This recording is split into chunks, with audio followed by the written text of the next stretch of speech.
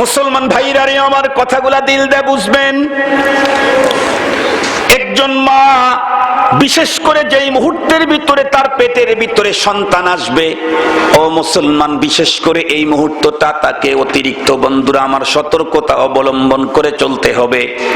এরপরে যখন সন্তান দুনিয়াতে জন্ম নিবে, যদিও ছোট্ট সন্তান মুখ থেকে কোনো আওয়াজ বের করতে পারে না, মাকেও, বন্ধুরা আমার, মা বলতে পারে না, বাবাকেও বাবা বলতে পারে না, ক্ষুধা লাগলে তার কথাটা, বন্ধুরা আমার, পেশ করতে পারে না, এরপরেও মাকে অত্যন্ত বিচক্ষণতার সঙ্গে ছোট্ট, বন্ধুরা আমার, শিশুর সামনে তাকে পেশ আসতে হবে।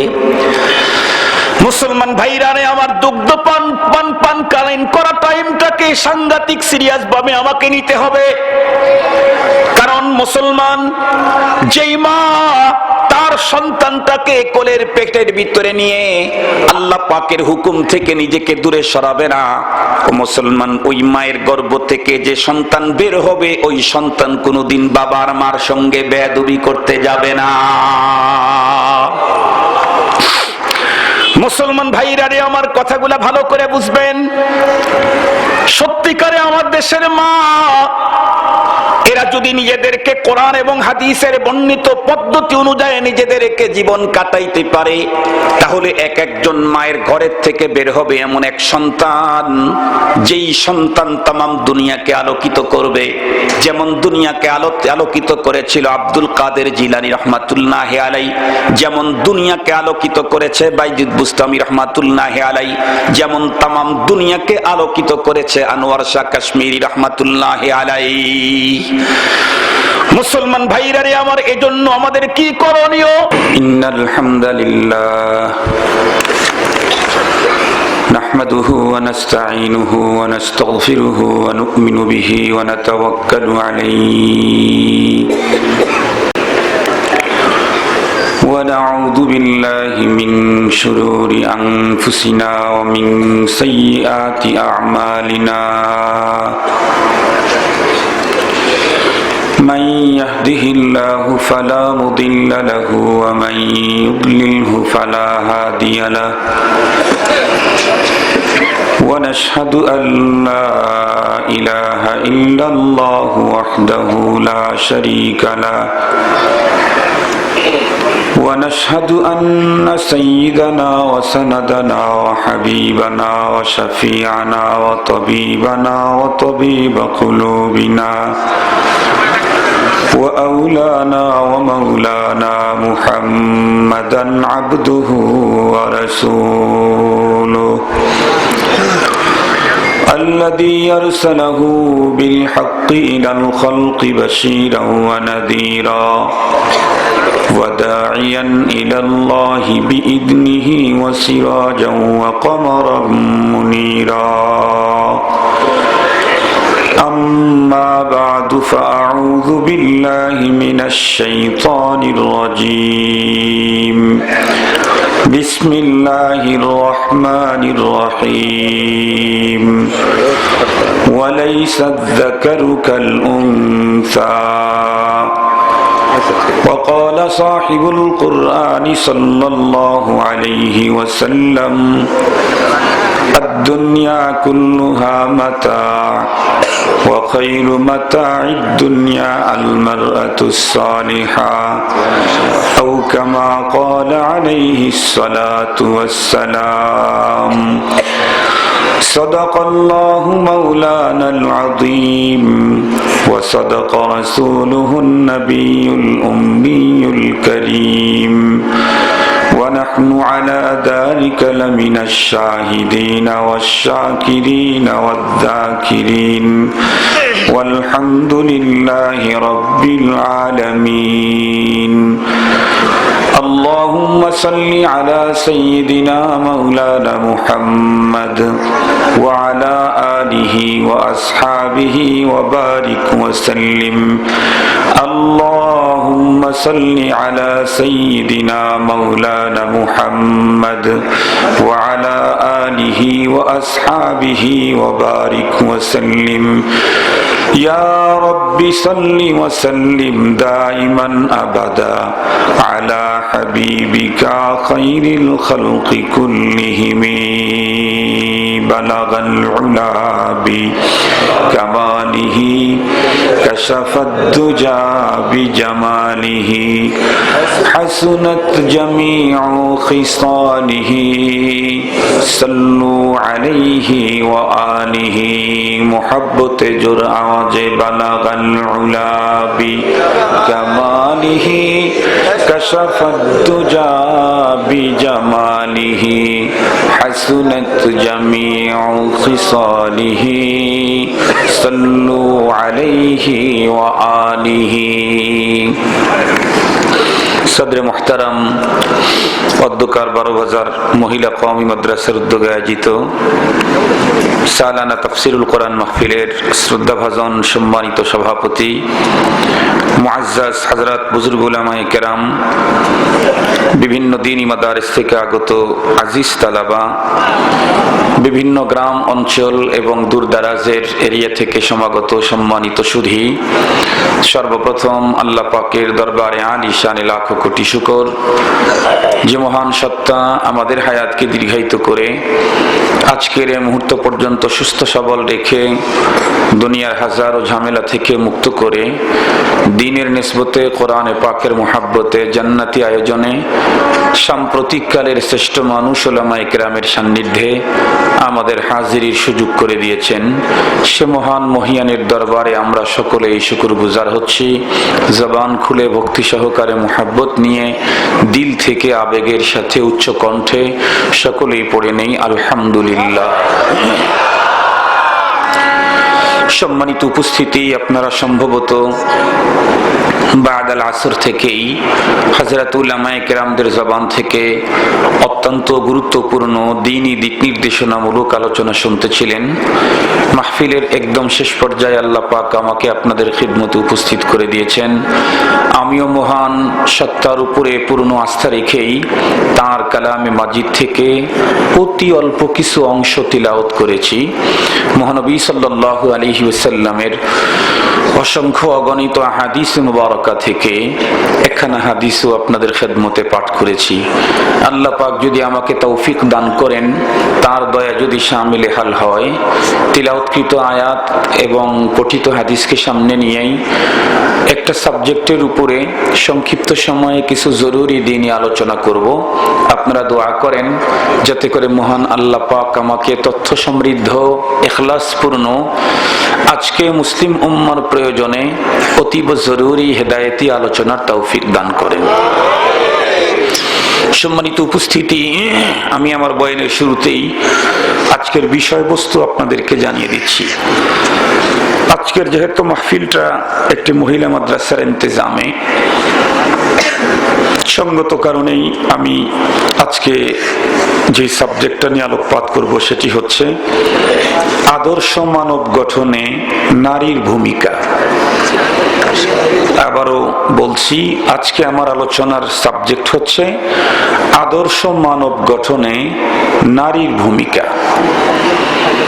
সম্মানিত উপস্থিতি, আমরা প্রত্যেকেই জানি দিন যত গড়াচ্ছে পৃথিবীতে হাজারো নতুনত্বের আবিষ্কার হচ্ছে, হাজারো নতুনত্ব। একটা সময় যেই বিষয়গুলি আমরা কল্পনাতে আনতে পারি নাই, আজকে আমরা নিজেরা সেগুলি ভোগ করতেছি। একটা সময় যেগুলি আমরা কখনো ভাবতে পারি নাই, সেগুলি এখন আমরা নিজেরা ব্যবহার করছি। একটা সময় যেই বস্তুগুলি, জিনিসগুলি দুঃসাধ্য ছিল এটাকে পাওয়া, অর্জন করা, এখন এটা একদম সহজলব্ধ হয়ে গেছে। যত্রতত্র যেখানে সেখানেই মিলছে অনেক কিছুই। আজ থেকে 50 বছর পূর্বে কেউ যদি বলতো যে 12 বাজার থেকে আওয়াজ করলে আমেরিকাতে যায়, মানুষ তাকে কি বলতো? শুধু পাগল না, মহা পাগল বলে ফেলতো। 12 বাজার থেকে আওয়াজ করলে আমেরিকায় যাবে। আমেরিকা তুমি চিনো? আমেরিকা তো পৃথিবীর এক প্রান্ত, বাংলাদেশ অপর প্রান্ত। যার কারণে বাংলাদেশে যখন রাত দুপুর, আমেরিকায় তখন দিন দুপুর। এখানকার আওয়াজ ওখানে যায় কেমনে? কিন্তু বলুন তো দেখি, মোবাইল ফোন আবিষ্কারের এই যুগে এটি এখন আমরা নিজেরা ব্যবহার করছি কিনা? করছি। আজ থেকে 50 বছর পূর্বে কেউ যদি বলতো যে আমেরিকাতে একটা চিঠি পাঠাইতে 20 মিনিট সময় লাগে, মানুষ তাকে কি বলতো? পাগল বলতো। বলুন তো দেখি, আজকে আমেরিকাতে চিঠি পাঠাইতে কি 20 মিনিট লাগে? না। ফ্যাক্স আবিষ্কারের মাধ্যমে পৃথিবীর এক প্রান্ত থেকে অপর প্রান্ত পর্যন্ত যে কোনো চিঠি সরবরাহ করতে 1-2 ব্যাপার। সম্মানিত উপস্থিতি, একটা সময় আমরা দেখেছি ছোটবেলায় কমলা, আপেল, মালটা তো তখন ছিলই না, এগুলি যত্রতত্র মিলতো না, জেলা শহরে যাওয়া লাগতো, মৌসুমে মিলতো। এখন বলেন তো দেখি, সারা বছর পাওয়া যায় না? যায় না। এটার জন্য কি জেলা শহরে যেতে হয়? টার্নিং পয়েন্টে যে ছোট্ট দোকান আছে ওখানে খুঁজলেও এখন মালটা, কমলা, ক্যাট কমলা, ফ্যাট কমলা সবই পাওয়া যায় এখন। সম্মানিত উপস্থিতি, তো যে কথা বলতেছিলাম সেটি হলো, দিন যত গড়াচ্ছে পৃথিবীতে হাজারো নতুনত্বের আবিষ্কার হচ্ছে, অনেক কিছুই অ্যাভেলেবেল হচ্ছে, যত্রতত্র পাওয়া যাচ্ছে এবং অনেক পাওয়া যাচ্ছে। কিন্তু দিন যত গড়তেছে একটা জিনিসের ক্রাইসিস দেখা দিচ্ছে। সেটা শুধু আমার দেশে না, আমার ফ্যামিলিতে না, বরং তামাম ওয়ার্ল্ডে এটার চূড়ান্ত ক্রাইসিস। সেটা হচ্ছে ভালো মানুষ। মানুষের ক্রাইসিস নাই। মানুষ তো আজ থেকে 50 বছর পূর্বে একটা গ্রামে যেই পরিমাণে মানুষ ছিল, এখন তো একটা মহল্লাতেই তার চাইতে কয়েক গুণে বেশি। মানুষের কোনো ক্রাইসিস নাই। যে কোনো মোড়ে মোড়ে, সকাল বলেন, দুপুর বলেন, বিকাল বলেন, মানুষের কোনো অভাব নাই। কিন্তু ভালো মানুষের চূড়ান্ত অভাব। এমন কোন সেক্টর নাই, এমন কোন এরিয়া নাই যেই এরিয়াতে আমাদের দেশে অ্যাভেলেবেল ভালো মানুষ পাওয়া যায়। আমি আমার থেকেই শুরু করি। আমি তো আলহামদুলিল্লাহ একদিক থেকে মাদ্রাসার উস্তাদ, অপর দিক থেকে আলহামদুলিল্লাহ মসজিদের খতিব, ইমাম। ইমাম বলতে জুমার নামাজ পড়াই। অপর দিক থেকে আলহামদুলিল্লাহ আপনাদের খেদমতে দ্বীনি কথা বলার জন্য আল্লাহ পাক সুযোগ দান করে দিয়েছেন। ওয়াইজ বক্তা হতে চাই না, ওয়াইজ হতে চাই। তো আমি আমার থেকেই বলতেছি, আমাদের দেশে প্রচুর পরিমাণে শিক্ষক আছে, ধর্মীয় শিক্ষক বলেন, জেনারেল শিক্ষক বলেন, কিন্তু আদর্শবান শিক্ষকের বড় অভাব আছে। আমাদের দেশে প্রচুর খতিব আছে, ইমাম আছে, কিন্তু আদর্শবান ইমামের অভাব আছে। এই কথাটা বলতে আপনারা ভয় পাচ্ছেন, স্বাভাবিক, আলেমদের প্রতি শ্রদ্ধাবোধ থাকার কারণে। কিন্তু আমি যেই দৃষ্টিকোণ থেকে বলতেছি, সেই দৃষ্টিকোণ থেকে প্রকৃত অর্থেই আদর্শবান ইমামেরও অভাব আছে, আদর্শবান মুয়াজ্জিনেরও অভাব আছে। আপনারা বলেন তো দেখি, আমরাও ইমাম, নবীজিও ইমাম ছিলেন। নবীজি যে ইমাম ছিলেন তার মতো কি আমরা? আবু বকর সিদ্দিক ইমাম ছিলেন তার মতো কি আমরা? খতিব ওবাইদুল হক রহমাতুল্লাহি আলাইহি জাতীয় মসজিদের খতিব ছিলেন, ইমাম ছিলেন, তার মতো কি আমরা? তার মতো না। এই জন্য এই কথাটা বললাম। এমনও ইমাম তো আছে আমাদের ভিতরে যে 20 বছর হয় এক মুসল্লির বাড়িতে জায়গি থাকে। ওই মুসল্লি তাকে 20 বছরে অনেক কেক খাওয়াইছে, কোক খাওয়াইছে, বাসার থেকে খাবার নিয়ে এসে খাওয়াইছে। কিন্তু 20 বছরেও উনি যেই বাসার খাবার খেলেন, ওই বাড়িওয়ালাকে কখনো জিজ্ঞাসা করলেন না, আঙ্কেল দোয়ায়ে কুনুতটা একটু আমাকে বলেন তো দেখি। এই কথাটা জিজ্ঞেস করার মতো ইমামের সংখ্যা আমাদের বাংলাদেশে বেশি না কম? 20 বছর হয় সে কেক খাওয়ায়, কোক খাওয়ায়, কফি খাওয়ায়, কোনোদিন বিল দিতে দেয় না। কিন্তু ইমাম ওই মুসল্লিকে, ওই মুক্তাদিকে তার দোয়ায়ে কোনো ঠিক আছে কিনা এই কথা নিজের পক্ষ থেকে জিজ্ঞাসা করার মতো ইমামের সংখ্যা আমাদের দেশে কম। একদম ইমামের পিছনেই নামাজ পড়ে 30 বছর হয়। এ পর্যন্ত উনি ওনার একটা মুসল্লিকেও ধরে যে দেখি আঙ্কেল আপনি রুকু করেন তো দেখি, রুকুটা নবীজির মতো হয় নাকি, এই কথা বলার মতো ইমামের সংখ্যা কম।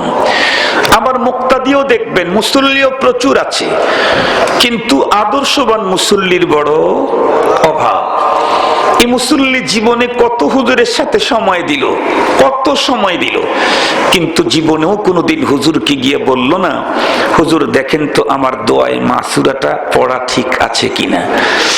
ও আদর্শবান মুসল্লি তো সে যে বড়দের সাথে সম্পর্ক রাখে, হলো তাদেরকে একরাম করবে, তাদের কাছ থেকে দ্বীনি শিক্ষা নিয়ে দ্বীনের উপরে সঠিকভাবে চলবে। কি বলেন? সেই তো আদর্শবান মুসল্লি। এটাও কম। আমাদের দেশে আলহামদুলিল্লাহ ওয়াইজদের অভাব নাই, হাজার হাজার ওয়াইজ, হাজার হাজার, আলহামদুলিল্লাহ, আল্লাহ শুকুর। এবং বিভিন্ন রঙের, বিভিন্ন ঢঙ্গের, বিভিন্ন সভ্যতার, বিভিন্ন সংস্কৃতির। দেখেন না, এক একজনের মুখ থেকে এক এক রকমের ফতুয়া বের হয়। ঠিক বললাম না ভুল বলতেছি আমি? এক একজনের মুখ থেকে এক এক রকমের ফতুয়া বের হয়।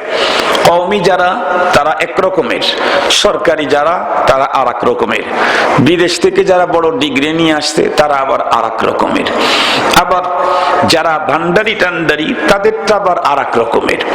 মানে রকমের শেষ নাই, রকমারি, অনেক রঙের, অনেক ঢঙ্গের, অনেক বক্তা আছে, খতিব আছে, ওয়াইজ আছে, কিন্তু আদর্শবান ওয়াইজের বড় অভাব আছে। সেই সিদ্দিক আহমদ খতিবে আজম সাহেব রহমতুল্লাহি আলাইহির মতো খতিব এখন কঠিন, কম পাওয়া যায়। শেখুল হাদিস সাহেব রহমতুল্লাহি আলাইহি তো খতিব ছিলেন, বয়ানী ছিলেন, ওনার মতো খতিব এখন আর পাওয়া যায় না, খুব কম পাওয়া যায়। পাওয়া যায় না একদম তা না, কম পাওয়া যায়।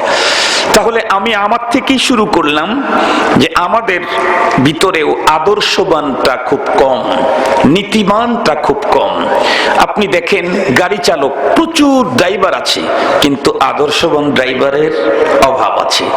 অনেক রাজনীতিবিদ নেতা আছে, কিন্তু আদর্শবান নেতার কথা বলেন না কেন? আদর্শবান নেতারও অভাব, আদর্শবান হুজুরেরও অভাব, আদর্শবান টিচারের অভাব, আদর্শবান গাড়ি চালকের অভাব, আদর্শবান রিক্সা চালকের অভাব, আদর্শবান গার্ডিয়ানের অভাব, আদর্শবান ছাত্রের অভাব, আদর্শবান উস্তাদের অভাব। এক কথা, সব জায়গাতেই ভালো মানুষের চূড়ান্ত ক্রাইসিস, চূড়ান্ত ক্রাইসিস।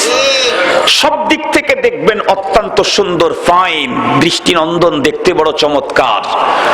আপনি যদি ছেলেকে বিয়ে করাতে যান, বাংলাদেশে কিন্তু মেয়ের অভাব নেই, কিন্তু বলেন তো দেখি, বিয়ে করাতে গেলে কি সহজে কোনো মেয়ে খুঁজে পাওয়া যায়? অনেক কঠিন। তার মানে প্রচুর নারী আছে, কিন্তু আদর্শবতী নারীর অভাব আছে। আবার যদি মেয়েটাকে বিয়ে দিতে যান, আমাদের দেশে তো মোড়ে মোড়ে শত শত যুবক ঘোরে, মোড়ে মোড়ে, কিন্তু মেয়েকে বিয়ে দিতে গেলে বলেন তো দেখি, আদর্শবান কোনো পাত্র সহজে মিলে কি? আদর্শবান পাত্র মিলে না। কেন? কারণ সব দিক থেকে ফিটফাট ফাইন, কিন্তু দেখা যায় ভিতরে খবর নিয়ে কোনো না কোনো মরণ নিশায় আক্রান্ত। আপনাদের যশোরে না থাকলেও, এটা কি মাগুরা না যশোর? ঝিনাইদহ। আপনাদের ঝিনাইদহে না থাকলেও আমাদের সিরাজগঞ্জে আছে, কোনো না কোনো মরণ নিশায় আক্রান্ত। সম্মানিত হাজিরিন, তাহলে সব জায়গাতে আদর্শবান ভালো মানুষের অভাব। আমাদের দেশের মাননীয় প্রধানমন্ত্রী, উনি তো আফসোস করে অনেকবার বলেছেন, আমি আমার দেশের সরকারি কর্মকর্তা কর্মচারীদেরকে একবারে এই পরিমাণে বেতন বাড়াইলাম, যেই পরিমাণে বেতন বর্ধিত করার ইতিহাস ইন্ডিয়া, পাকিস্তান, বাংলাদেশের অতীতে নাই। এরপরেও ঘুষ ছাড়া ফাইল নড়ে না, করবোটা কি? এদেশের প্রধানমন্ত্রী বলেছেন। এদেশের সাবেক অর্থমন্ত্রী, সে তো বলেই ফেললেন, মনে হয় দুঃখ প্রকাশ করে মনে হয় বলেছেন, নাকি আল্লাহ ভালো জানে, যে বর্তমান যে কন্ডিশন অফিস আদালতে, তাতে ঘুষটাকে বৈধ করে দেওয়া দরকার। নাউজুবিল্লাহ বলেন। কারণ যেহেতু ঘুষ ছাড়া কোনো ফাইল নড়ে না, এটা বিরক্তির সুরে হয়তো বলেছেন। যাই হোক, কথা হলো কি, যে অফিস আদালতে আদর্শবান মানুষের বড় অভাব, সব জায়গাতেই আদর্শবান মানুষের অভাব। সারা দুনিয়া আজকে আদর্শবান মানুষের ক্রাইসিস অনুধাবন করতেছে, কিন্তু আদর্শবান মানুষ পৃথিবীতে তৈরি হওয়ার পর সামাজিকভাবে, ফ্যামিলিগতভাবে, রাষ্ট্রীয়ভাবে দিন যত গড়াচ্ছে তত বন্ধ করা হচ্ছে। যদি বলেন কেমনে, তাহলে আমি আপনাদেরকে জিজ্ঞেস করি, এই পৃথিবীতে অনেক কিছু তৈরির অনেক ফ্যাক্টরি আছে, মানুষ তৈরির ফ্যাক্টরি কয়টা? কথা বলেন না একটু। একটা, সেটা কি? মা। মা মা মা মানুষ তৈরি হয়, মানুষ আল্লাহ পাক পৃথিবীতে পাঠান মায়ের গর্ভে। এই পৃথিবীতে শুধুমাত্র কেবলমাত্র দুইজন মানুষকে ভিন্ন পন্থায় আল্লাহ পাক পাঠিয়েছেন, তারা মায়ের গর্ভে আসে নাই। একজন হলেন আদম আলাইহিস সালাম, ওনাকে ডাইরেক্ট মাটি দিয়ে লম্বা বডি স্ট্রাকচার তৈরি করে ওর ভিতরে রূহ ফুকানো হয়েছে। আর একজন হলেন ওনার সহধর্মিনী, তার অর্ধাঙ্গিনী, তারই এক অঙ্গ থেকে তৈরি করা আমাদের আম্মা হযরতে হাওয়া আলাইহিস সালাম।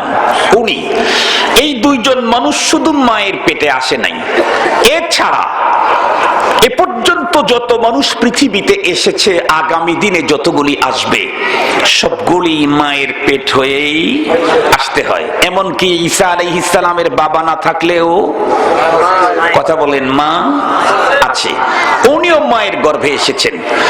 সম্মানিত হাজিরিন, যেহেতু পৃথিবীর तमाम মানুষগুলি তৈরি হচ্ছে মায়ের পেটে, এজন্য মা হলো মানুষ তৈরির ফ্যাক্টরি। আপনাদের এই অঞ্চলে ব্রিক ফিল্ড আছে নাকি? ইট ভাটা আছে? তো ইট ভাটা আছে। আপনারা দেখবেন একটা সুন্দর ইট তৈরি হতে চাইলে অনেক কিছু লাগে, যেমন মাটি হতে হয় গুণসম্পন্ন, সব মাটির ইট ভালো হয় না। 2 নাম্বার, মিস্ত্রি হতে হয় দক্ষ, সব মিস্ত্রি ভালো ইট বানাইতে পারে না। 3 নাম্বার, ডাইলিশন মেশিনটা থাকতে হয় সুন্দর, কারণ ভালো করে ডাইলিশন না করলে ইট সুন্দর হয় না। 4 নাম্বার, যেই জমিনের উপরে ইট বসাবে সেই জমিনটা হতে হয় লেভেল পজিশন, কেন উঁচু নিচু জায়গাতে সুন্দর ইট হয় না। 5 নাম্বার, একটা জরুরি জিনিস আছে, সেটি হলো কাঠের তৈরি একটা ফর্মা, যার পেটে ইটের জন্ম হয়। কার পেটে? কাঠের তৈরি ফর্মার পেটে। এটাও হতে হয় সুন্দর ফাইন। এই সবগুলি যদি ভালো হয় তাহলে একটা সুন্দর ইট পাওয়ার আশা করা যায়। সব ভালো আছে, মাটি সুন্দর, মিস্ত্রি দক্ষ, ডাইলিশন মেশিন পৃথিবীর লেটেস্ট আবিষ্কৃত, সবচেয়ে উন্নত, জমিনকে ওয়াটার লেভেল করা, কিন্তু মাটির তৈরি যেই কাঠের তৈরি যে ফর্মার পেটে ইটের জন্ম হয়, সেই ফর্মাটা যদি বাঁকা হয়, দক্ষ মিস্ত্রি, উন্নত ডাইলিশন মেশিন, জমিন ওয়াটার লেভেল আর সবচেয়ে উন্নত মাটি দিয়ে কিয়ামত পর্যন্ত একটা সোজা ইট বের করা সম্ভব কি? সম্মানিত হাজিরিন, আমাদের দেশের শিক্ষা, সংস্কৃতি, সভ্যতা সব দিক থেকে যতই উন্নতি করা হোক না কেন, যতক্ষণ পর্যন্ত মানুষ তৈরির ফর্মা আর ফ্যাক্টরি মা জাতিকে সুন্দর করা না যাবে, ততক্ষণ পর্যন্ত উন্নত শিক্ষা, সভ্যতা, সংস্কৃতি দিয়ে একজন আদর্শবান মানুষ পাওয়ার আশা করা যায় না। আদর্শবান মানুষ পেতে চাইলে আদর্শবতী মা লাগবে। আদর্শবান মানুষ পেতে চাইলে আদর্শবতী মা লাগবে। এ বক্তব্য শুধু আব্দুল বাসেত খানের না, এ বক্তব্য তো আজকের পৃথিবীর ইহুদিদের, আজকের পৃথিবীর গবেষকদের। আজকের পৃথিবীর গবেষকেরা বলছে, তোমরা আমাকে একটা সুস্থ মা দাও, আমি তোমাদেরকে একটা সুস্থ জাতি উপহার দেব। আপনারা লক্ষ্য করে দেখবেন, অনেক বাচ্চা পৃথিবীতে আসার পরে মাত্র 4-5 বছর, 6 বছর, 8 বছরের শিশু, ও চোখের মধ্যে চশমা লাগাইছে 2000 পাওয়ারের। দেখেন না আপনারা কখনো কখনো? আমি জিজ্ঞেস করতে চাই, ও পৃথিবীতে আসলো কবে? ওর চোখের পাওয়ার দেখতে দেখতে গেল কবে? আপনি ভালো করে খোঁজ নিয়ে দেখেন, ও পৃথিবীতে জন্মের পরে ওর চোখের পাওয়ার যায় নাই, বরং ও যখন ওর মায়ের পেটে ছিল, মা তখন কোন রোগে আক্রান্ত ছিল।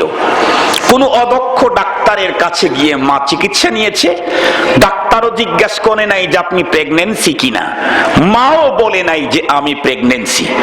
ডাক্তার তাকে নরমালি ওষুধ দিয়েছে, কিছু মেডিসিন আছে যেগুলো প্রেগনেন্সি সেফ, এগুলা দিতে পারত যদি জানানো হতো। যার কারণে ওই ঔষধের প্রতিক্রিয়ায় মায়ের দেহের অসুস্থতার প্রভাব পড়ে ওর চোখের ডিফেক্টে প্রবলেম দেখা দিয়েছে। তাহলে কি বোঝা গেল সম্মানিত হাজিরিন, যেই মা ডায়াবেটিক্সে আক্রান্ত, ওই মার ডায়াবেটিক্স নিয়ন্ত্রণ করা ছাড়া বাচ্চা নিতে ডাক্তারেরা নিষেধ করে। কেন? সুস্থ সন্তানের জন্য সুস্থ মা দরকার। মায়ের দেহের সুস্থতা যদি সন্তানের দেহের উপরে যদি কার্যকরী হতে পারে, তাহলে মায়ের আত্মা আর চরিত্রের সুস্থতা কি সন্তানের আত্মা আর চরিত্রের সুস্থতার উপরে কার্যকরী হবে না?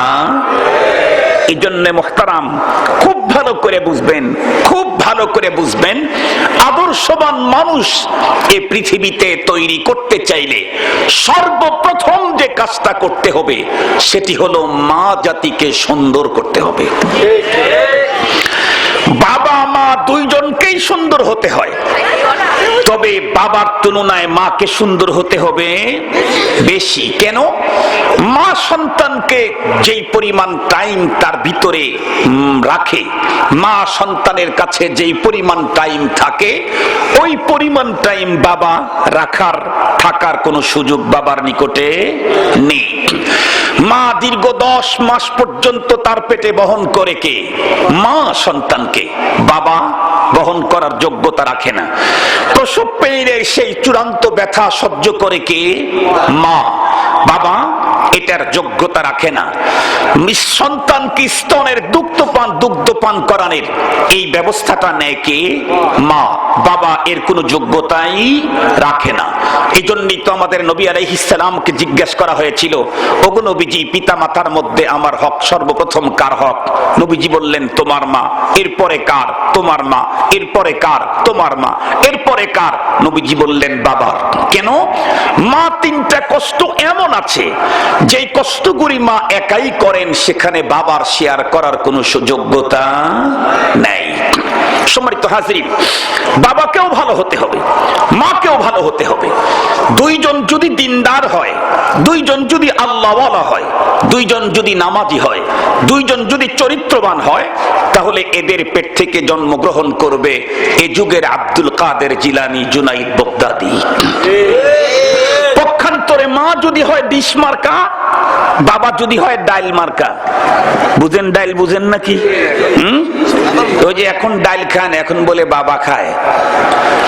আমাদের দেশের শিশুরা ছোট থাকতে মামা খায়। মামা মামা বুঝেন নাকি?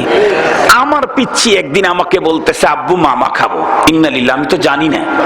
আমি বললাম ইন্নালিল্লাহ, মামাই খেয়ে ফেলবি? কাহা মামা খাবো। তো মামা খাবে কেমনে? মামা তো তোমার মামার বাড়ি। হেসে দিয়ে বলে না, ওই মামা না। কি মামা? বলে সদাই আছে, বিস্কি আছে, দোকানে পাওয়া যায় মামা। তা আমি তো জানি না।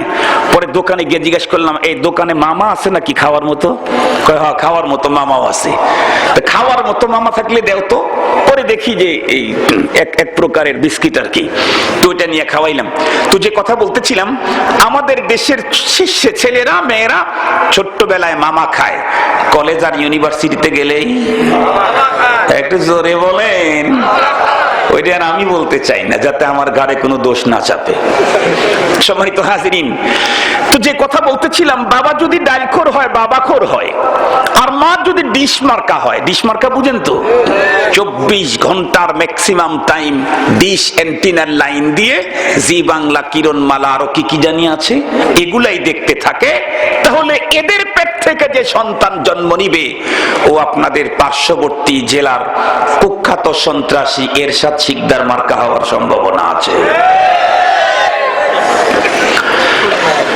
মা যদি দিনদার হয়, বাবা যদি দিনদার হয়, তাহলে তাদের ঘর থেকে জন্ম নেবে জুনাইদ বাগদাদি, আব্দুল কাদের জিলানী, বায়েজিদ বুস্তামি। এজন্য মার বাবাকে সর্বপ্রথম ভালো হতে হবে। সম্মানিত হাজিরিন, কারি তৈয়ব সাহেব রাহমাতুল্লাহি আলাইহি দারুল উলুম দেওবন্দের সফল মুহতামিম, উনি বলেছেন এই পৃথিবীর সর্বপ্রথম টিচার হলো মা। পৃথিবীর সর্বপ্রথম স্কুল বিদ্যালয় হলো মায়ের পেট, মায়ের কোল। পৃথিবীর প্রথম বিদ্যালয় মায়ের পেট, মায়ের কোল।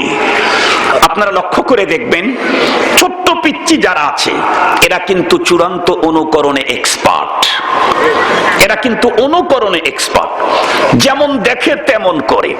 আমি নিজের চোখে দেখেছি যেই ঘরের বাবা মা দুইজনই নামাজি, আজান দিলেই বাবা টুপি মাথায় দিয়ে মসজিদের দিকে রওনা করে, মা আল্লাহ থেকে বড় ওন্নাটা মাথার মধ্যে জড়ায় মুসাল্লা বিছায়া দিয়ে নামাজ শুরু করে। ওই ফ্যামিলির ছোট্ট ছেলেকে যদি মা ঘুম পাড়ায়া চলে যায় কাজে, মসজিদ বলা বাড়ি, হঠাৎ করে মুয়াজ্জিন আজান শুরু করে দিল, আজানের শব্দে ছেলেটার ঘুম ভেঙে গেল। ছেলেটার ঘুম ভাঙ্গার পরে ও চেয়ে দেখলো আব্বু নেই, আমরাও কিন্তু একদম পুরাপুরি উলঙ্গ। এরপরেও ও যখন আজানের শব্দগুলি শুনতে পেল, এখন ও আস্তে করে আলনা থেকে কাপড়ে একটা টান দিয়ে জমিনের ভিতরে বিছায়া মার মতো করে নামাজের সেজদারত অবস্থায় পড়ে গেল। ওর কিন্তু পরনে কাপড় নাই। কেন? কারণ ওর আম্মুকে দেখেছে এই আওয়াজ আসলে এভাবেই নুয়ে পড়তে হয় জমিনে। পক্ষান্তরে দেখবেন যাদের ঘরে বাবাও বিড়ি খায়, ভাইও বিড়ি খায়, দাদাও বিড়ি খায়, চাচাও বিড়ি খায়, এদের বাসায় গিয়ে দেখবেন ওদের বাড়ির ছোট্ট শিশু পাটখড়িটাকে ভেঙ্গে বিড়ির সাইজ করে এক ভাগে আগুন লাগায়া জঙ্গলের ভিতরে গিয়ে বাবার সুন্নত জারি করে। ঠিক বললাম না? ঠিক বললাম? এই জন্য মুহতারাম খুব ভালো করে বুঝবেন, কবি সেই কথাগুলাই বয়ান করেছেন। নুরু পুষি আয়েশা শফি সবাই এসেছে, আম বাগিচার তলায় আজি তারা হেসেছে, রাধুনীদের রাধা বাড়ার পড়ে গেছে ধুম, বৈশাখ মাসের এই দুপুরে নাই যে কারো ঘুম, বাপমা তাদের ঘুমিয়ে আছে এই সুযোগে পেয়ে, বনভোজনে মিলেছে আজি দুষ্ট কটি মেয়ে, কেউ বা বসে হলদি বাটে, কেউ বা রাধে ভাত, কেউ বা বলে দুত্তুরি চাই পুড়ে গেল হাত। আমরা নিজেরাই ছোট্টবেলায় দেখতাম ছোট্ট ছেলেদেরকে সকাল বেলায় যখন মা বাবা খাবার দাবার কমপ্লিট করে ছেড়ে দিত, ছোট্ট ছেলেগুলা বন্ধুরা আমার, মেয়েগুলি তখন বাড়ির কর্নারে ওই যে বন্ধুরা আমার গর্তের ধারে অথবা পুকুরের পাড়ে গিয়ে খেলায় মিলিত হতো। নিজের চোখে দেখেছি, নিজেরাও ছোট্টবেলায় বন্ধুরা আমার খেলাগুলা করেছি। ওইখানে একত্রিত হওয়ার পর ছেলেগুলাকে দেখতাম তারা জমিনের ভিতরে গর্ত করে করে বন্ধুরা আমার পাটখড়ি সুন্দর করে একটার সঙ্গে আর একটার জয়েন দিয়ে উপরে কলা গাছের পাতা দিয়ে ঘর নির্মাণের কাজ করতো। মনে পড়ে নাকি আপনাদের? ঘর নির্মাণের কাজ করতো ছেলেগুলি। মেয়েগুলি কি করত? গর্ত খনন করে মিশামিশি খুঁটি বাটি উঠাইয়া দিয়া ওর ভিতরে কিছু বালি, কিছু পোড়া মাটি এগুলি বেটে সুন্দর করে দিয়ে কিছু গাছের লতা পাতা এক জায়গায় জমা করে রান্না করত। মাঝে মাঝে মিশাই চাকতো আর বলতো লবণ বেশি হয়েছে। আসলে তো লবণ নাই, পানিও নাই, কিচ্ছু নাই, আসলে হলো মাটি। এরপরে আবার হাত টান দিয়ে বলতো ইস হাত পুড়ে গেছে, আসলে আগুনের গোষ্ঠী নাই। আমি জিজ্ঞাসা করতে চাই, এই ছোট্ট ছেলে আর মেয়ে ঘর বান্না আর রান্না করার প্রশিক্ষণ নিল কোন ইউনিভার্সিটিতে? কথা বলেন না কেন? কোন ইউনিভার্সিটিতে? মা বাবার কাছে দেখে অনুকরণ, মা বাবার কাছে দেখে শিখেছে। দেখবেন যাদের ঘরে 24 ঘন্টায় নাচ গান চলতে থাকে, ওই ঘরের ছোট্ট শিশু ছেলে হোক আর মেয়ে হোক ও নৃত্য দিতে থাকে, ও ড্যান্স দিতে থাকে, ও গানের সুর আবিষ্কার করতে থাকে। পক্ষান্তরে যাদের ঘরে জিকরুল্লাহ চালু আছে, তেলাওয়াতে কোরআন চালু আছে, তাদের ঘরের ছোট্ট শিশুরা জিকরুল্লাহর ভান ধরতে থাকে, আল্লাহর জিকিরের ভান ধরতে থাকে। বাস্তব প্রমাণ 100 নিজের চোখে দেখা। আমার মেজো ছেলে, ও এখন এই বছর মিশকাত শরীফ পড়ে বসুন্ধরা ইসলামিক রিসার্চ সেন্টারে। ও যখন শিশু, একদিন আমি গভীর রাতে বয়ান করে বাসায় ফিরছি। সকালবেলায় আমার ছোট বোন আমার ওই বাচ্চাটাকে কোলে নিয়ে আমার কাছে এসে বলতেছে, ভাই একটা মিউজিক দেখেন। কি মিউজিক? ওর কোলে রেখেই আমার বোনটা মাত্র কয়েকবার বলছে আল্লাহ আল্লাহ আল্লাহ আল্লাহ। এটা বলার সাথে সাথে আমার ওই ছোট্ট বাচ্চাটা যে মাথা ঝুঁকানি শুরু করলো, আর দেখি বন্ধ করে না। ও কিন্তু আল্লাহ আল্লাহ বলতে পারে না, ও আব্বা বলতে পারে না, আম্মা বলতে পারে না, আল্লাহ বলতে পারে না। তার মানে ওর মুখ থেকে এখনো পরিচিত কোনো শব্দ বের হয় নাই, এমনি আওয়াজ করে। কিন্তু ৩-৪ বার আল্লাহ আল্লাহ বলতেই ওই শিশুটা মাথা ঝুঁকানো শুরু করলো। তা আমি চিন্তা করলাম এটা হঠাৎ মনে হয়। তো কিছুক্ষণ পরে মাথা ঝুঁকানো বন্ধ করলো। আমার বোনকে বললাম, তুমি আবার বলো তো দেখি। তো আবার যখন ৩-৪ বার আল্লাহ বলছে, ও আমার বোনের কোলেই আল্লাহ এরকম মাথা ঝুঁকানো শুরু করলো। এরপরে বন্ধ করার পরে আবারও যখন জিজ্ঞাসা করলাম, আবারও বললো, আবারও মাথা ঝুঁকালো। আমি তখন চিন্তিত হয়ে গেলাম, মানে ভাবতেছিলাম কি ব্যাপার। ও আল্লাহ আল্লাহ বললে এই জিকিরের ভান ধরতে হয়, জিকরুল্লাহতে মাথা নড়াইতে হয়। এই প্রশিক্ষণ নিল কোথায়? ও তো কোনো পীরের মুরিদ হয় নাই, ও তো কোনো পীরের মুরিদ হয় নাই। তখন তো ওর বাবাও মুরিদ হয় নাই, ও তো নাই, ওর বাবাও তখন মুরিদ হয় নাই। তো জিকরুল্লাহর ভান শিখলো কোথা থেকে? পরক্ষণেই আমার মাথার মধ্যে আসলো আমার আব্বাজান রহমাতুল্লাহ আলাইহি, উনি নাতিদেরকে কোলে নিয়ে জিকির করতেন। আমার আব্বা ছিলেন মুস্তাজাবুদ দাওয়াত, আল্লাহর ওলি, একাধিক বুজুর্গদের মুজাজ ইজাজত প্রাপ্ত খলিফা ছিলেন, 2টা দাওরা হাদিস মাদ্রাসার বানী ছিলেন, অনেক বড় বুজুর্গ ছিলেন। আব্বা রহমাতুল্লাহ আলাইহির জীবনের অধিকাংশ সময় তিলাওয়াত এবং জিকিরে কাটতো। কোরআনে পাকের তিলাওয়াত আর জিকির, এটা ছিল আমার আব্বাজান রহমাতুল্লাহ আলাইহির কাজ। আমরা 8 ভাই আলেম, 8 ভাইয়ের সকলের কোরআন পড়া এক জায়গায় করলেও আমার আব্বার কোরআন একা পড়া তার চেয়ে বেশি হবে। এত বেশি কোরআন পড়তেন আব্বাজান রহমাতুল্লাহ আলাইহি। তখন আমার মনে হলো, আব্বাজান নাতিকে কোলে নিয়ে জিকরুল্লাহ করার কারণে আজকে ছোট্ট নাতি দাদাও বলতে পারে না, আব্বাও বলতে পারে না, আল্লাহও বলতে পারে না, কিন্তু আল্লাহ শব্দ আসলে যে এরকম করতে হয় এটার প্রশিক্ষণ নিয়ে নিয়েছে। সুবহানাল্লাহ বললেন না যে? সুতরাং আমি যদি ভালো না হই তাহলে আমার প্রোডাক্ট ভালো হওয়ার আশা করা যায় না। এই জন্য মুসলিম মাদেরকে বলবো, ও মা, তাম দুনিয়ার সকল মুসলমানদেরকে বলবো, ও ভাই, আমরা প্রত্যেকেই কিন্তু আস করতেছি আমাদের দেশের প্রতিটি সেক্টরে ভালো মানুষের প্রচুর অভাব। দিন যত গড়াচ্ছে ভালো মানুষের চূড়ান্ত ক্রাইসিস দেখা দিচ্ছে। তবে ভালো মানুষ তৈরি করতে চাইলে সর্বপ্রথম এই ফ্যাক্টরিটা সুন্দর করা দরকার, সেটা হলো আমার মা জাতি। কথা বলেন মুসলমান ভাইরা রে, আমার কথাগুলা দিল দিয়ে বুঝবেন। একজন মা বিশেষ করে যেই মুহূর্তের ভিতরে তার পেটের ভিতরে সন্তান আসবে, ও মুসলমান, বিশেষ করে এই মুহূর্তটা তাকে অতিরিক্ত বন্ধুরা আমার সতর্কতা অবলম্বন করে চলতে হবে। এরপরে যখন সন্তান দুনিয়াতে জন্ম নিবে, যদিও ছোট্ট সন্তান মুখ থেকে কোনো আওয়াজ বের করতে পারে না, মাকেও বন্ধুরা আমার মা বলতে পারে না, বাবাকেও বাবা বলতে পারে না, ক্ষুধা লাগলে তার কথাটা বন্ধুরা আমার পেশ করতে পারে না, এরপরেও মাকে অত্যন্ত বিচক্ষণতার সঙ্গে ছোট্ট বন্ধুরা আমার শিশুর সামনে তাকে পেশ আসতে হবে। মুসলমান ভাইরা রে, আমার দুগ্ধ পানকালীন করা টাইমটাকে সাংঘাতিক সিরিয়াস ভাবে আমাকে নিতে হবে। কারণ মুসলমান, যেই মা তার সন্তানটাকে কোলের পেটের ভিতরে নিয়ে আল্লাহ পাকের হুকুম থেকে নিজেকে দূরে সরাবে না, ও মুসলমান, ওই মায়ের গর্ভ থেকে যে সন্তান বের হবে, ওই সন্তান কোনোদিন বাবার মার সঙ্গে বেয়াদবি করতে যাবে না। মুসলমান ভাইরা রে, আমার কথাগুলা ভালো করে বুঝবেন। সত্যিকারে আমার দেশের মা, এরা যদি নিজেদেরকে কোরআন এবং হাদিসের বর্ণিত পদ্ধতি অনুযায়ী নিজেদেরকে জীবন কাটাইতে পারে, তাহলে এক একজন মায়ের ঘরের থেকে বের হবে এমন এক সন্তান, যেই সন্তান তামাম দুনিয়াকে আলোকিত করবে।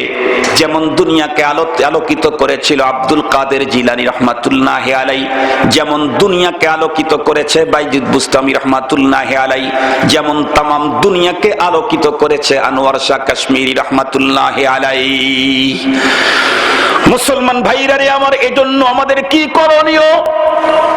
সব বিষয়গুলো সংক্ষেপে আপনাদেরকে বুঝাবার জন্য অতীতের ইতিহাস থেকে ছোট্ট একটা ঘটনা বলে আপনাদেরকে বন্ধুরা আমার টোটাল চতুর্দিকের সবকটা দিয়ে আপনাদের কাছ থেকে আমার বিদায়ের পালা। আপনারা অবশ্যই শুনেছেন, তামাম দুনিয়ার ভিতরে একটা দেশের নাম দুনিয়ার মানুষ জানে, সেটা হলো বন্ধুরা আমার ওই দেশটা চূড়ান্ত ভাঙ্গা গড়ার কবলে পড়ে, সেই দেশের নাম হলো আফগানিস্তান। আমার মনে হয় দুনিয়ার সকল মানুষ আফগানিস্তানকে চিনে। কেন? কারণ সাম্প্রতিক বন্ধুরা আমার সময়েও আফগানিস্তানটা বিশ্ব দুনিয়ার ভিতরে আলোচিত। এই আফগানিস্তানের ভিতরে অতীত যুগের ভিতরে একজন প্রেসিডেন্ট ছিলেন। উনি একদিক থেকে ছিলেন বন্ধুরা আমার রাষ্ট্রপ্রধান, অপর দিক থেকে ছিলেন একজন আল্লাহওয়ালা দিনদার। তার নাম ছিল আমির দোস্ত মোহাম্মদ খান। বন্ধুরা আমার কিতাবের ভিতরে কারি তৈয়ব সাহেব রহমাতুল্লাহ আলাইহি খুতুবাতে হাকিমুল ইসলামের ভিতরে লিখেছেন, একবার ওনার কাছে গোয়েন্দা বিভাগের লোকেরা এসে রিপোর্ট করলো, স্যার অবস্থা খারাপ। বলে কি? অনেকগুলি রাষ্ট্র ঐক্যবদ্ধ হয়ে আমাদের আফগানিস্তানকে দখল করার জন্য একদম কমপ্লিট প্ল্যান নিয়ে ফেলেছে। বেশ কয়েকটা রাষ্ট্র ঐক্যবদ্ধ হয়েছে, আফগানিস্তানকে তারা সম্মিলিত দখল করতে চায়। এই খবর শোনার পর আমির দোস্ত মোহাম্মদ খান সাহেবের মাথা হেট হয়ে গেল। এতগুলি শক্তির মোকাবেলা করে আফগানিস্তান কেমনে টিকবে? উনি চূড়ান্ত পেরেশানিতে পড়ে গেলেন। লম্বা থিসিস গবেষণার পরে সিদ্ধান্ত নিলেন, অবশ্যই তো শত্রু আক্রমণ করলে কমপক্ষে সেগুলাকে দেফা করতে হবে, প্রতিরোধ তো গড়ে তুলতেই হবে। আমরা যদি আক্রমণ নাও করি, কমপক্ষে প্রতিরোধ করা ছাড়া তো কোনো উপায় নাই। তবে এই প্রতিরোধের জিম্মাদারিতে কমান্ডার ইন চিফের দায়িত্বে কাকে বসাবো, এ নিয়ে আমির দোস্ত মোহাম্মদ খান রীতিমতো পেরেশানির ভিতরে পড়ে গেলেন। কেন? উনি চিন্তা করলেন যে কাউকে যদি আজকে কমান্ডার ইন চিফের দায়িত্ব দেই, সে শত্রুদের সঙ্গে আতাত করে অবশ্যই দেশটা তাদের হাতে বিক্রি করে মির্জাফরি করার সম্ভাবনা আছে না নাই? এই জন্য উনি সিদ্ধান্ত নিলেন ভেবে চিন্তে, এমন একজন মানুষের হাতের ভিতরে কমান্ডার ইন চিফের দায়িত্ব দেব, দুনিয়া থেকে বিদায় নিতে পারে কিন্তু কোনোদিন শত্রুর সঙ্গে আতাত করে মির্জাফরি করতে পারে না। এমন একটা মানুষকে আজকে দায়িত্ব সঁপে দেওয়া দরকার। শেষ পর্যন্ত সিদ্ধান্ত নিলেন তার ঔরসজাত বড় সন্তান, কারণ সে ইন্তেকালের পরে সন্তান এদেশের প্রেসিডেন্ট। প্রেসিডেন্টের চাইতে তো আর বড় কোনো পদ ওই দেশে নাই। সম্মানিত হাজিরিন, সিদ্ধান্ত নিয়ে তার বড় ছেলেটাকে কমান্ডার ইন চিফের দায়িত্ব দিয়ে লম্বা হেদায়েত দিয়ে পাঠায়া দিলেন, বাবা যাও, আক্রমণ কিন্তু করবা না, একদম করবা না, দেফা করবা, শুধু প্রতিরোধ গড়ে তুলবা। আমরা ওদের উপরে আক্রমণ করতে চাই না, আমাদের দেশটাকে সেভ করতে চাই। লম্বা হেদায়েত দিয়ে যখন পাঠায়া দিল, বাবা মনে রাখবে যুদ্ধের ময়দানে পৃষ্ঠ প্রদর্শনের চাইতে টুকরো টুকরো হয়ে জমিনে পড়ে থাকাটাই ভালো। ছেলে বন্ধুরা আমার চলে গেল। সীমান্ত এরিয়াতে তুমুল যুদ্ধ শুরু হয়ে গেল। যুদ্ধ চলতেছে তো চলতেছে, আমির দোস্ত মোহাম্মদ খানের কাছে আপডেট বন্ধুরা আমার বিভিন্ন মেসেজ চলে আসতেছে। মেসেজগুলি আসতে আসতে একদিন আমির দোস্ত মোহাম্মদ খানের কাছে মেসেজ চলে এলো। গোয়েন্দা ডিপার্টমেন্টের বন্ধুরা আমার, হেড অফ দ্য ডিপার্টমেন্টের লোকেরা এসে বলল, স্যার সর্বনাশ হয়ে গেছে। বলে কি? আপনার ঔরসজাত সন্তান শত্রুদেরকে পৃষ্ঠ প্রদর্শন করে ভীরু কাপুরুষের মতো রণাঙ্গন থেকে ভেগে চলে গেছে। এমন খবর পাওয়ার পর আমির দোস্ত মোহাম্মদ খান সাহেবের মাথা হেট হয়ে গেল। আরে আল্লাহ, আমি করলাম নাকি? আমি যদি সেনা প্রধানকেও কমান্ডার ইন চিফের দায়িত্ব দিতাম, হয়তোবা এই কাজটা কোনোদিন করতো না। আজকে নিজের সন্তানকে দিয়ে মান সম্মান ইজ্জত দেশ এবং দুনিয়া সবকিছুই চলে গেল। এই চূড়ান্ত পেরেশানি নিয়ে কার্যালয় থেকে হাঁটি হাঁটি পা পা করে তার বাড়ির দিকে রওনা করলেন। বাসার ভিতরে যখন ঢুকতে যাচ্ছেন, বেগম সাহেবা স্বামীর চেহারার দিকে চেয়ে দেখলেন বেশ কয়েকদিন হয় উনি বাসায় ঢুকেন না। দেখলেন চূড়ান্ত মালিন্যতার ছাপ। এই বেগম তখন জিজ্ঞাসা করলেন, স্বামী গো, আপনার চেহারার ভিতরে এত চূড়ান্ত মালিন্যতার ছাপ কেন দেখতে পাই? এ কথা বলতেই আমির দোস্ত মোহাম্মদ খান সাংঘাতিক ভাবে রেগে গেলেন। এক পর্যায়ে স্ত্রীকে বকাঝকা শুরু করলেন। উনি ডেকে বললেন, তোদের কারণেই তো আজকে আমার এই করুণ পরিণতি। আমির দোস্ত মোহাম্মদ খান সাহেবের স্ত্রী ডেকে বললেন, স্বামী গো, আপনি তো লম্বা টাইম হয় বাসাতেই ঢুকেন না, অনেক দিন পরে বাসায় ঢুকলেন, চেহারার ভিতরে মালিন্যতার ছাপ দেখে কারণ জিজ্ঞাসা করলাম, আপনি আমাকে কারণ না বলে উল্টো বকাঝকা করা শুরু করলেন। আমি আবার এখানে কি করলাম? এ কথা বলতেই আমির দোস্ত মোহাম্মদ খান তখন ডেকে বললেন, কেন? আমি তো সেনা প্রধানকে বাদ দিয়ে তোর পেটের সন্তানের উপরে আশ্বস্ত হয়ে কমান্ডার ইন চিফের দায়িত্ব তাকে পাঠিয়ে দিয়েছিলাম রণাঙ্গনে। আজকে যে মেসেজটা চলে আসছে, এর চাইতে দুনিয়াতে মরে যাওয়াই ভালো বলে কি হয়েছে? তোর সন্তান নাকি বিরুকা পুরুষের মতো শত্রুদেরকে পৃষ্ঠ প্রদর্শন করে রণাঙ্গন থেকে ভেগে চলে গেছে। এই কথা বলতেই আমির দোস্ত মোহাম্মদ খান সাহেবের স্ত্রী উত্তর করলেন, কাল্লা লা ইউমকিন। স্বামী, আপনাকে কে রিপোর্ট দিল? মিথ্যা রিপোর্ট কে আপনার সামনে পেশ করলো? উনি তখন উত্তর করলেন, তুই এত জোরে কথা বলিস কিসের উপরে পাওয়ার, কিসের কোন পাওয়ারের উপরে ভর করে? আমার গোয়েন্দা লোকেরা একদম স্পট থেকে রণাঙ্গন থেকে এসে আমাকে রিপোর্ট করেছে। স্ত্রী ডেকে বললেন, না না, আসমানের ফেরেশতাও যদি এই রিপোর্ট করে, আমি আমার সন্তানের এই রিপোর্ট কোনোদিন আমি গ্রহণ করতে পারবো না। আল্লাহু আকবার বলেন, আল্লাহু আকবার। এ মার ভিতরের কি পাপ, এ মায়ের ভিতরের কি শক্তি, কি ক্ষমতা! গোয়েন্দা ডিপার্টমেন্টের লোকেরা বাদশাকে এসে মেসেজ করেছে, তাকে এসে রিপোর্ট করেছে যে আপনার সন্তান ভীরু কাপুরুষের মতো রণাঙ্গন ছেড়ে চলে আসছে। মা বলতেছেন, এই রিপোর্ট আসমানের ফেরেশতা দিলেও আমি মা আমার সন্তানের এই রিপোর্ট রিসিভ করতে পারবো না। ও মুসলিম মা, চিন্তা করো, ভাবো, একটু ভাবো, এ মা তারি কোন কন্ডিশনে তার সন্তানকে পেটে ধারণ করেছিল? এ মা কোন কন্ডিশনে তার সন্তানকে লালন করেছে? সরকারি কোটি কোটি টাকার ভাতা বেতনভুক্ত কর্মচারীদের রিপোর্টকে উনি ছুঁড়ে মারছেন। উনি তখন যখন বললেন, ফেরেশতারা রিপোর্ট করলেও এই রিপোর্ট আমি মানতে পারবো না, আমার ছেলে কোনোদিন রণাঙ্গন থেকে কাপুরুষের মতো পৃষ্ঠ প্রদর্শন করে ভেগে আসতে পারে না। এ কথা বলতেই আমির দোস্ত মোহাম্মদ খান সাহেবের বন্ধুরা আমার মেজাজ আরো গরম হয়ে গেল। কারণ গরম হওয়াই তো স্বাভাবিক। তখন তো আর মানুষের হাতে হাতে দুরালাপন ছিল না যে সন্তান রণাঙ্গন থেকে মাকে রিপোর্ট করেছে, মা গো আমি কিন্তু আছি, এমন সম্ভাবনা তো তখন ছিল না। এছাড়া আমির দোস্ত মোহাম্মদ খান সাহেবের স্ত্রী তো রণাঙ্গনেও যান নাই। এই জন্যে উনি ডেকে বললেন, তোর কাছে এমন কি দুরালাপন আছে, তোর কাছে এমন কি দূরবীনী আছে যেগুলির কারণে তুই আমার গোয়েন্দার রিপোর্টটাকে ছুড়ে মারলি? এরপরে বকাঝকা করতে করতে চলে গেলেন, তোরা নারী, বেশি কথা বলা তোদের জন্মগত অভ্যাস। বকাঝকা করতে করতে যখন আবার বাড়ি থেকে রাগ করে বন্ধুরা আমার কার্যালয়ে চলে গেলেন, একদিন, 2 দিন, 3 দিন পরে হঠাৎ করে একদিন দেখলেন সকাল বেলায় কে বা কারা বিজয়ের মিছিল করতে করতে, বিজয়ের বন্ধুরা আমার বাদ্য বাজনা বাজাইতে বাজাইতে বন্ধুরা আমার সরকারি প্রাসাদের দিকে যখন অগ্রসর হচ্ছে, উনি তখন চিন্তা করলেন, নিঃসন্দেহে শত্রু দল আমাদের এগুলি দখল করার জন্য আসছে। এখন উনি ভাবতেছিলেন, দেশটা তো নিয়েই নিল, আমি আমার জীবনটাকে কেমনে বাঁচাবো, কোন দিক দিয়ে বের হয়ে যাব? এই জন্য উনি জানালাটা খুলে একটু তাকায় দেখলেন কোন দিক থেকে শত্রু আসতে চায়, আমাকে তো অন্য পথে বের হওয়া ছাড়া উপায় নাই। কিন্তু উনি যখন জানালাটা খুলে একটু উকি ঝুঁকি মেরে তাকালেন, উনি যা দেখতে পেলেন, এখন উনি ওনার নিজের চোখটাকেই বিশ্বাস করতে পারতেছেন না।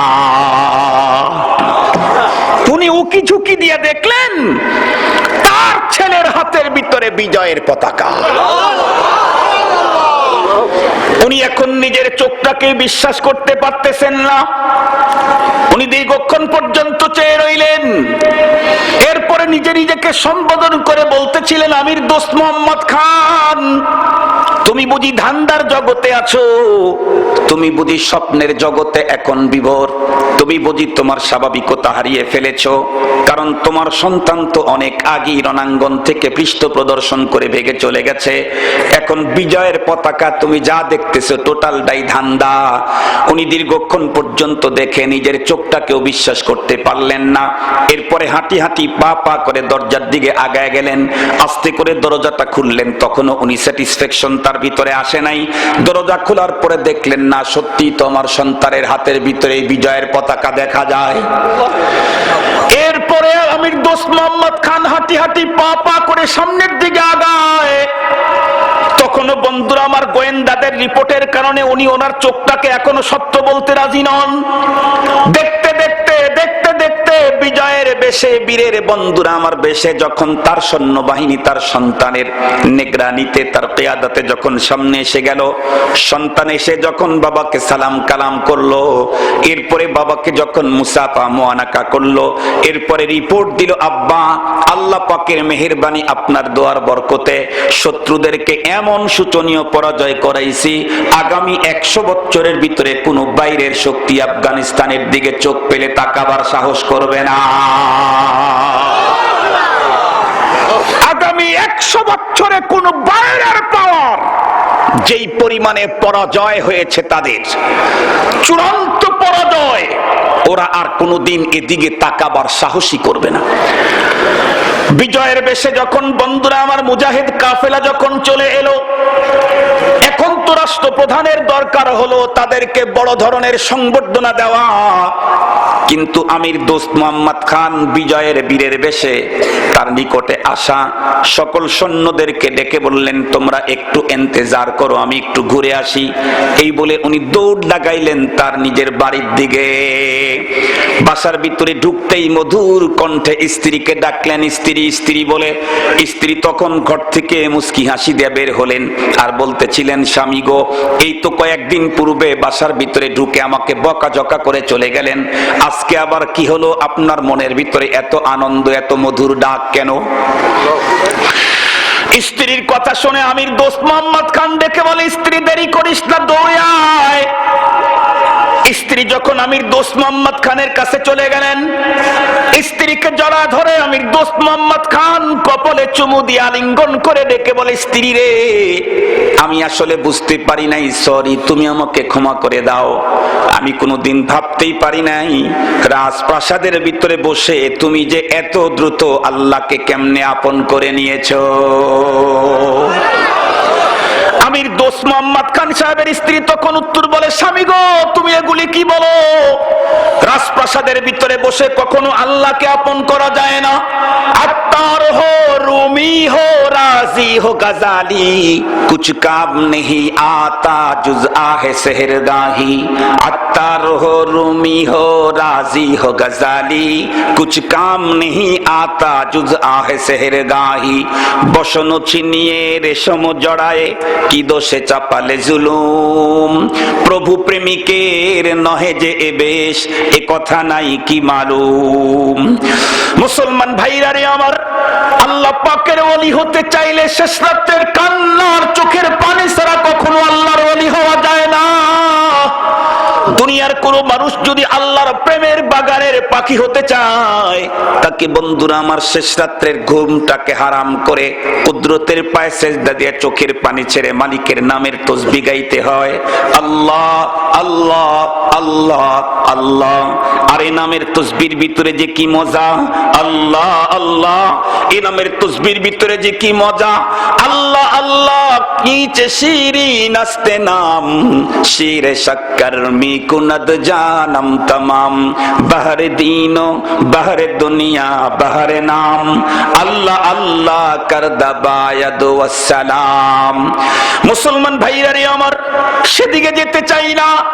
সংক্ষিপ্তভাবে ঘটনাটা বলে এখান থেকে আমাদের কি সবক গ্রহণ করতে হবে সেইটা বোঝানোই আমার টার্গেট। এক পর্যায়ে যখন উনি বললেন, স্বামী গো আপনি এগুলি কি বললেন? রাজপ্রাসাদের ভিতরে বসে থেকে কখনো আল্লাহকে আপন করা যায় না। স্ত্রীকে তখন লক্ষ্য করে আমির দোস্ত মোহাম্মদ খান, আফগানিস্তানের প্রেসিডেন্ট, ডেকে বলেন, আর কতদিন পর্যন্ত তুমি তোমার অবস্থা গোপন করবা? আর পারবা না, আমি বুঝতে পেরেছি। স্ত্রী তখন ডেকে বলে, না না স্বামী, আপনি যা বুঝতেছেন পুরাটাই ভুল বুঝতেছেন। তখন জিজ্ঞাসা করলেন, তাই যদি হয় তাহলে তুমি বলো দেখি, আমি যখন গোয়েন্দাদের রিপোর্ট তোমার সামনে পেশ করলাম, তুমি মুহূর্তের মধ্যে তুড়ি মেরে উড়াইয়া দিলে, তুমি বললে আমার সন্তান কখনোই এ অবস্থান যেতে পারে না। কোন কিসের উপরে ভিত্তি করে? আল্লাহর সঙ্গে সম্পর্ক না হলে তুমি সেই দিন এত শক্ত কথা বললে কেমনে? আজকে তো দেখলাম তোমার রিপোর্টটাই সত্য হলো। তোমার সন্তান রণাঙ্গন থেকে পৃষ্ঠ প্রদর্শন করে ভেগে চলে আসে নাই, বরং তোমার সন্তান তো বিজয়ের পতাকা উড্ডীন করে বিজয়ের সুর আর আনন্দ মিছিল করতে করতে আমার দরবারে হাজির। স্ত্রী তখন ডেকে বলে, স্বামী গো আসল রহস্য কি শুনবেন? স্বামী ডেকে বলে, অবশ্যই শুনবো। শুনবো না কেন বলো? কি আসল রহস্য? আপনারাও শুনবেন, মারাও শুনবেন। আমির দোস্ত মোহাম্মদ খানের স্ত্রী ডেকে বলে, ও স্বামী, আপনার গোয়েন্দার লোকেরা যদি এই রিপোর্ট পেশ করত যে আমার সন্তান রণাঙ্গনে টুকরো টুকরো হয়ে শহীদ হয়ে গেছে, টুকরো টুকরো হয়ে তার গোশতগুলি জমিনের ভিতরে বিক্ষিপ্ত হয়ে গেছে, তাহলে এই সংবাদটা আমি গ্রহণ করতাম।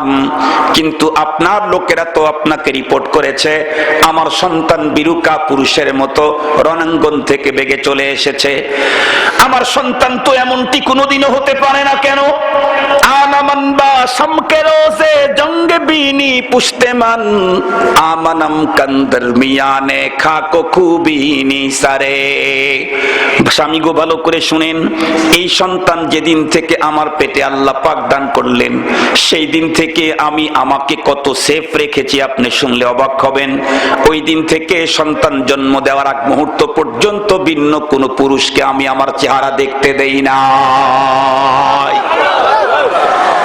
যেই দিন থেকে সন্তান আমার পেটের ভিতরে আল্লাহ পাক দান করলেন, ওই দিন থেকে শুরু করে সন্তান জন্মের আগ মুহূর্ত পর্যন্ত এক ওয়াক্ত নামাজ আমি নষ্ট হতে দেই নাই।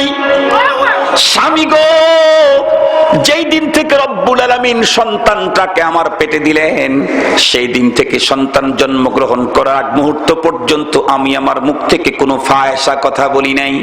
স্বামী গো, যেদিন থেকে আল্লাহ পাক রব্বুল আলামিন সন্তানটাকে আমার পেটে দিলেন, ওই দিন থেকে সন্তান জন্ম নেওয়ার মুহূর্ত পর্যন্ত কোনো মানুষের মুখ থেকে কোনো গীবত শিকায়েত নিজে করি নাই, অন্য কারোর কাছ থেকে আমি শুনি নাই।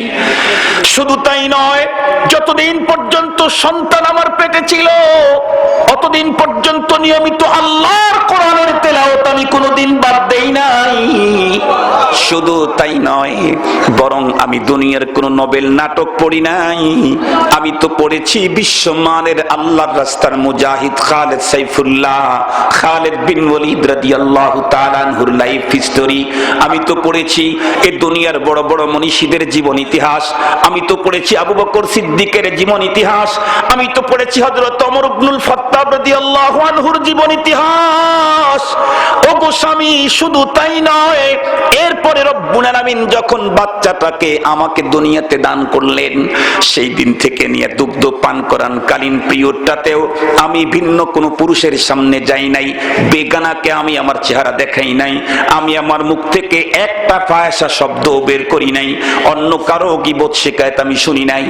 স্বামী গো, আরো কি করেছি, সন্তান ক্ষুধা আর তৃষ্ণায় যতই কাতর হয়ে আমার নিকটে দুধের জন্য কান্না করুক না কেন, যতক্ষণ পর্যন্ত আমি ওযু করে পূর্ণ পবিত্রতা গ্রহণ না করতাম, অতক্ষণ পর্যন্ত সন্তানের মুখের মধ্যে আমি আমার স্তন দেই না।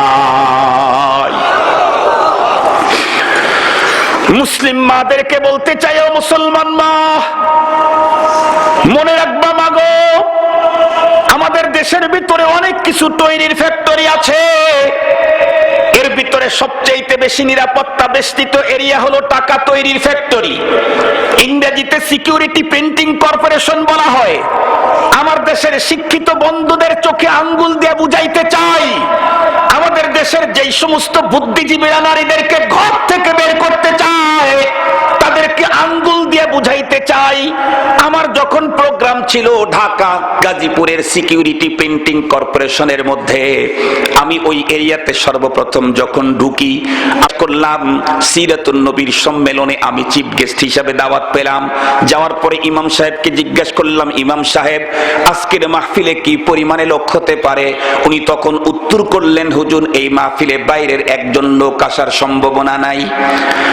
আমি বললাম কেন? উনি তখন উত্তর করলেন, হুজুর আপনি জানেন না বাংলাদেশের ভিতরে সবচাইতে উন্নত মানের সিকিউরিটি এরিয়া হলো এটা। এখানে তো টাকা তৈরি হয়, টাকা দুনিয়ার সবকিছু খরিদ করা যায় যেই জিনিস দিয়ে, সেটার নাম হলো টাকা। আর সেই টাকা তৈরির কারখানা, এখানে একটা পাখিও যদি ঢোকে সিসি ক্যামেরার আওতার বাইরে ঢোকার কায়দা নাই। টাকা তৈরির কারখানাতে যাকে তাকে ঢুকতে দিলে ভেজাল টাকা তৈরি হবে, জাল টাকা তৈরি হবে। টাকা তৈরির কারখানা সিকিউরিটি প্রিন্টিং কর্পোরেশনটাকে যদি এত সিকিউরিটি দিয়ে রাখতে হয়, এখানে যদি যে কেউ ঢোকার অনুমতি না পায়, কারণ এখানে যে কেউ ঢুকলে ভেজাল জাল টাকা তৈরি হবে। এরপরেও বলুন তো দেখি আমাদের দেশে জাল ভেজাল টাকা আছে না নাই? আমি মাদেরকে বলতে চাই, ও মা তুমি তো টাকা তৈরির কারখানা নাও না, তুমি তো হইলা মানুষ তৈরির কারখানা। আল্লাহু আকবার বলেন, আল্লাহু আকবার। তুমি টাকা তৈরির কারখানা নাও মা, তুমি তো মানুষ তৈরির কারখানা। যেই মানুষটাকে লক্ষ্য করে তামাম আসমান জমিন গ্রহ নক্ষত্র গ্যালাক্সি তারকা সবগুলা সাজানো হলো, তুমি হলা এমন তৈরির কারখানা, বড় দামি ফ্যাক্টরি। এই জন্য তোমার ওখানে যে কেউ ঢুকলে, যাত্রার সামনে গেলে তোমার ভিতর থেকে জাল আর ভেজাল মানুষ তৈরি হবে। সিকিউরিটি প্রিন্টিং কর্পোরেশনকে যদি এত নিরাপত্তা দিতে হয়, এখানে যদি যে কেউ ঢোকার অনুমতি না পায়, মানুষ তৈরির কারখানা মা জাতির সামনে যে কেউ ঢোকার অনুমতি না হয়। সিকিউরিটি প্রিন্টিং কর্পোরেশনে যে কেউ ঢুকতে থাকলে ভেজাল টাকা তৈরি হবে। এজন্য চূড়ান্ত নিরাপত্তা। বাইরের একজন ঢুকতে চাইলে হাজার তল্লাশি, তারপরে ভিতরে ঢুকানো যায়। তো মানুষ তৈরির কারখানাটাকে সেফ রাখা দরকার আছে না নাই? একটু জোরে বলেন, সেফ রাখা দরকার আছে না নাই?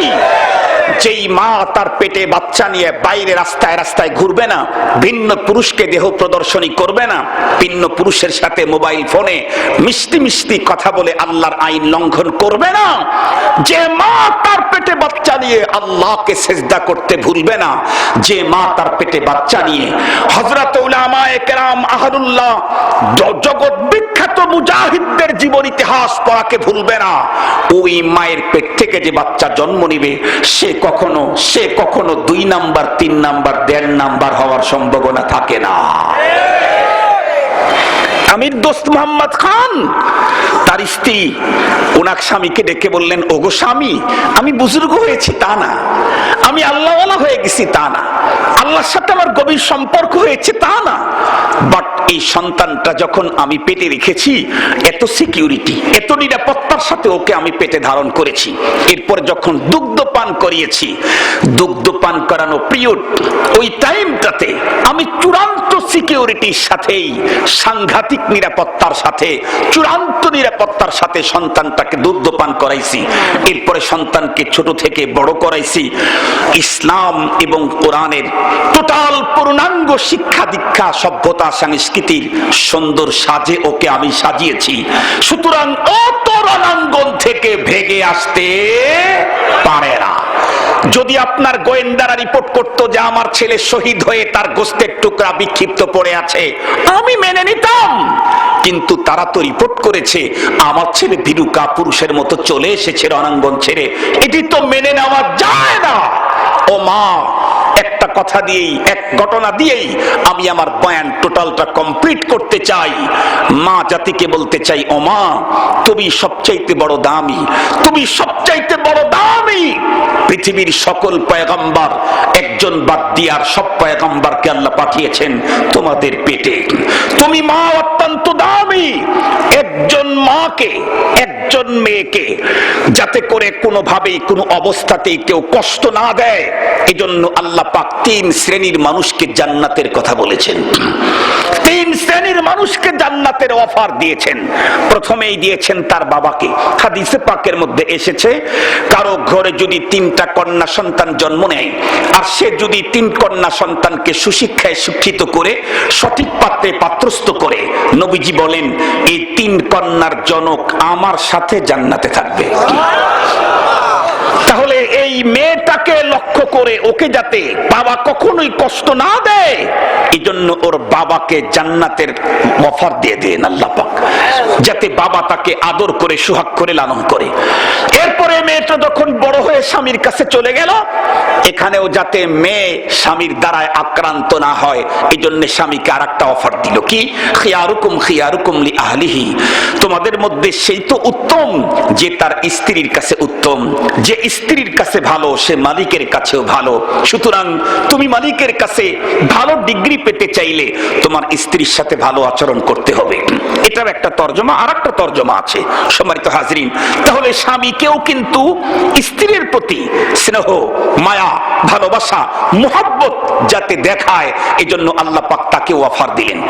এরপরে যখন এই মেয়েটি যখন মা হয়ে গেল, স্বামী হয়তো দুনিয়াতে নাই, এখন মা হয়ে গেলে এই টাইমটা মেয়ের জানি কষ্ট না হয়। আল্লাহ আল্লাহ, আমার আল্লাহ কত দয়ার আল্লাহ। ও মা, আমার আল্লাহরে তুমি চিনলা না, আমার আল্লাহরে তুমি চিনলা না।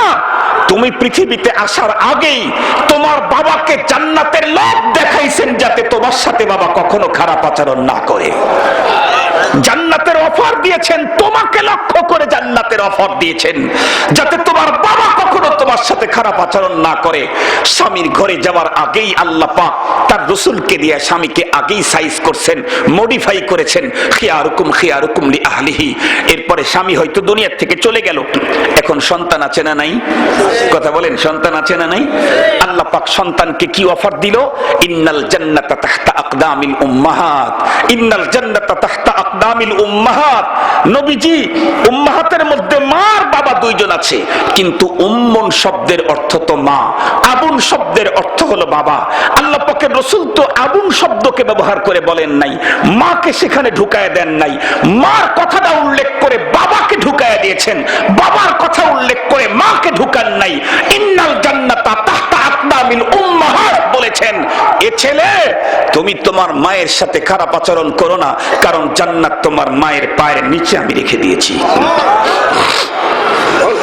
ও মুসলিম মা, ও মুসলিম মা, যে রব্বে কারীম তুমি একজন নারীর জন্য 3 শ্রেণীর মানুষকে আল্লাহ পাক জান্নাতের অফার দিলেন, সেই রব্বে কারীমের বিধান ভুলে গিয়ে, সেই রবের সকল ইহসানকে ভুলে গিয়ে আজকে ঘর ছেড়ে রাস্তায় বেরিয়ে গেছো, আজকে ভিন্ন পুরুষের সামনে দেহ প্রদর্শনী করতেছো। মনে রেখো, তোমার চাইতে তোমার দাদি কম সুন্দরী ছিলেন না, তোমার নানি কম সুন্দরী ছিলেন না, তোমার নানি আর দাদির দাপট কম ছিল না। আজকে একটু শ্বশুর বাড়ি যাওয়ার পথে দাদির কবরের কাছ দিয়ে যে দেখো তো আর এখন কোন সৌন্দর্যের ভাব আছে নাকি। মনে রেখো বোন, মনে রেখো মা, সেদিন বেশি দূর নয়, আজকে আল্লাহ পাক শক্তি দিয়েছেন, যোগ্যতা দিয়েছেন, টাকা দিয়েছেন, পয়সা দিয়েছেন, আল্লাহর দেওয়া সৌন্দর্যকে আরো উন্নত পাল্লারে গিয়ে সৌন্দর্যকে বর্ধন করে বিনা পয়সায় রাস্তার পুরুষদেরকে দেহ প্রদর্শনী করে ঘুরে বেড়াচ্ছ। মনে রেখো, সেদিন বেশি দূর নয়, আজকে তুমি মাথার উপরে কাপড় না দিলেও মরণের পরে তোমার মাথায় কাপড় দেওয়াই হবে। আজকে তুমি মাথায় ওড়না না দিলেও মরণের পরে তোমাকে 5টা কাপড়ে ঢুকানো হবে, একটা কম দেওয়া হবে না। সাদা 5 কাপড়ের প্যাকেটে যেদিন প্যাকেট করে দাদির কাতারে যেদিন শোয়ে আসবে, সেদিন দেখবা তোমার সেই ভাবের স্বামীও নাই, বন্ধুও নাই, সে টাকাও নাই, পয়সাও নাই, সে পরিবেশও নাই, সে বান্ধবীও নাই, তুমি একা একা, তুমি একা একা। আগুন জ্বলতে থাকবে, আগুন জ্বলতে থাকবে, সাপে কাটতে থাকবে, গুজ্জ মারতে থাকবে, আঘাত করতে থাকবে, ধোঁয়া উঠতে থাকবে। এই জন্য মাত্র 3 ঘন্টার জীবনের আরাম করতে গিয়া 3000 বছরের আগুন চয়েস করা কোনো বুদ্ধিমানের কাজ হতে পারে না। 70 বছরের জীবনের যখন ছোট ছিলাম তখন তো এগুলি বুঝি নাই। আবার যখন বুড়ো হব, দাদির দিকে তাকায় দেখো না, চাচিমার দিকে তাকায় দেখো না, মামির দিকে তাকায় দেখো না, ভাব কয় মাস দেখাইছে, কয় মাস, কয় বছর ভাব দেখাইছে। 50 বছর তো ভাব দেখাইতে পারে নাই, 40 বছর ভাব দেখাইতে পারে নাই, সর্বোচ্চ 20 থেকে 30টা বছর ভাব দেখাইছে। 20 থেকে 30টা বছর ভাব দেখায়া দুনিয়ার ভিতরে দাপটের সাথে ঘুরে বেড়ানোর কারণে টোটাল জীবন জাহান্নামী হয়ে যাচ্ছে।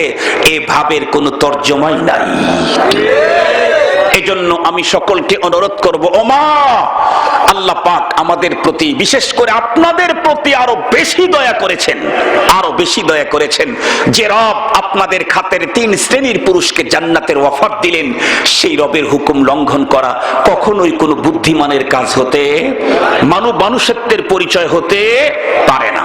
সম্মানিত হাজিরিন, আমি আপনাদের খেদমতে বলতে চাই, তাহলে আদর্শবান মানুষ পেতে চাইলে আদর্শবান বাবা, আদর্শবতী, আরো জোরে বলেন, বাবার তুলনায় মাকে আরো বেশি ভালো হতে, আরো জোরে বলেন আলহামদুলিল্লাহ। আমি জিজ্ঞাসা করতে চাই, এই আদর্শবতী মা গড়ার দুনিয়াতে জন্মের পরে যত ফ্যাক্টরি আছে তার মধ্যে একটা হলো মহিলা মাদ্রাসা। ঠিক বললাম? আপনারা সত্য কথা বলবেন, একই ফ্যামিলির এক মেয়ে ইউনিভার্সিটিতে পড়ে আর একটা মহিলা মাদ্রাসায় পড়ে। ইউনিভার্সিটিতে যে পড়ে ওর বয়স 30, ও বোরকা পড়তে রাজি নেই, এমনকি মেয়েলি পোশাক পরতেও রাজি নেই, স্কিন প্যান্ট, শর্ট শার্ট। চলে না? এখন চলে না? ওই ঘরেরই আর একটা মেয়ে মহিলা মাদ্রাসায় পড়ে, বয়স হলো 7। বয়স কত বলেন তো দেখি? ও স্কিন প্যান্ট পরবে, ও শর্ট শার্ট পরবে। 7 বছর। দেখবেন ও ঢাকছে তো ঢাকছে, ঢাকতে ঢাকতে শুধু এইটুকুন খোলা রাখছে। এত সুন্দর করে হিজাব লাগাইছে, মাদ্রাসা ঘর থেকে যখন বের হয় তখন মনে হয় আসমান থেকে ফেরেশতার বাচ্চারা নাজিল হইতেছে। সত্যি কথা বললাম না? সত্যি কথা বললাম না? বানাওটি কথা বলি না, আমার দিল থেকে কথাগুলি বের হয়েছে। তো দেখেন, একই ঘরের 2 বোন, পরিবেশের কারণে ও 27 বছর বয়স, 20 বছর বেশি, ও বোরকা তো দূরের কথা, মেয়েলি পোশাকই পরতে চায় না। আরে 7 বছর, ওর চাইতে 20 বছর বয়স কম, কিন্তু ওকে দেখতেই মনে হয় যে ফেরেশতার বাচ্চা। সম্মানিত হাজিরিন, তো ওই মেয়েটা যে ইউনিভার্সিটিতে যে পড়লো, ও যদি প্যান্ট পরে, ও যদি শার্ট পরে, বলেন তো দেখি ওর বাচ্চা যেটা জন্মগ্রহণ করবে ও কি প্যান্ট পরতে চাবে? ও কি ল্যাংটা থাকতে চাবে? কথা বলেন না কেন? কারণ যে আজকে প্যান্ট পরতেছে, শার্ট পরতেছে, ওর দাদিকে গিয়া দেখেন ও কিন্তু প্যান্ট শার্ট পরে নেই, ওর নানি প্যান্ট শার্ট পরে নেই। কথা বলেন না কেন আপনারা? ওর দাদি নানি প্যান্ট শার্ট পরছে নাকি? না, বরং দাদি নারীর কন্ডিশন কি ছিল? 12 হাত শাড়ির কাছে যদি 1 হাত শর্ট হতো তাহলে দাদার সাথে ঝগড়া করতো। মনে পড়ে নাকি আপনাদের? মনে পড়ে নাকি? 1 হাত শর্ট হলে, 12 হাত শাড়ির কাছে 1 হাত শর্ট হলে দাদার সাথে, নানার সাথে ঝগড়া করতো। তুমি এই কাপড় নিয়ে আসছো, আমি এটা পরতে পারবো না, আমি এটা পরে ছেলেদের সামনে কেমনে যাব, পিঠ বের হয়, অমুক হয়, তমুক হয়। আল্লাহ, যে দাদি আর নানি 12 হাত শাড়ির কাছে 11 হাত মেনে নিতে রাজি নাই, নিজের ছেলেদের সামনে পিঠের কিছু অংশ বের হবে এটাও মেনে নিতে রাজি নাই, সেই দাদি আর নানি যদি আজকে প্যান্ট আর শার্ট পরে, ওই প্যান্ট শার্ট পরা মহিলাটা যেদিন নানি হবে, ওর নাতনি তো ল্যাংটা থাকবে, ল্যাংটা। পক্ষান্তরে বলেন, যেই মেয়েটা 7 বছরে হিজাব পরলো, 12 বছরে বোরকার ভিতরে জ্বললো, কোরআনে পাকের তিলাওয়াত করলো, ওর পেট থেকে যখন বাচ্চা হবে ওরারে প্যান্ট শার্ট পরাবে। জোরে বলেন, জোরে বলেন। কোরআনে পাকের তালিম দেবে না, দিবে না? আমি কোরআন শরীফের সবক নিয়েছি, আলিফ বা তাসার সবক নিয়েছি আমার মার কাছ থেকে। আমি কোরআন পড়েছি আমার মার কাছে। আমার আব্বা আমার উস্তাদ, আমার আব্বা আমার পিতা আমার উস্তাদ, আমার মা আমার মাতা আমার উস্তাদ। আমি কোরআনে পাকের তালিম নিয়েছি আমার মার কাছ থেকে। এই জন্য মুহতারাম, আপনারা যদি আপনাদের ঘরের মেয়েটাকেও আলেমা বানান, হাফেজা বানান, তো পরবর্তী প্রজন্ম এই সিরিয়ালেই আলেম আলেমা তৈরি হতে থাকবে। আমরা কবরে চলে যাব, কিয়ামত পর্যন্ত তারা তিলাওয়াত করবে, নেকি আমাদের আমল নামায় আল্লাহ পাক পার্সেন্টেজ পৌঁছায় দিয়ে দিবে। এই জন্য আমি আপনাদের সকলকে অনুরোধ করব, বর্তমান যে সিচুয়েশন, এই সিচুয়েশনে দ্বীনের উপরে মানুষকে টিকাইতে চাইলে মেয়েদেরকে দ্বীনি শিক্ষার বিকল্প নাই। উন্নত আদর্শবান মানুষ তৈরি করতে চাইলে মা জাতিকে সুন্দর করার বিকল্প নাই। আসুন আমরা আমাদের মেয়েদেরকে দ্বীনি শিক্ষায় শিক্ষিতা করে এদের পেট থেকে যেন আল্লাহ পাক আব্দুল কাদের জিলানী, আগামী প্রজন্ম যেন জুনাইদ বাগদাদির মতো আসে, আব্দুল কাদের জিলানীর মতো আসে। আল্লাহ পাক কবুল করুক, জোরে বলেন আমিন।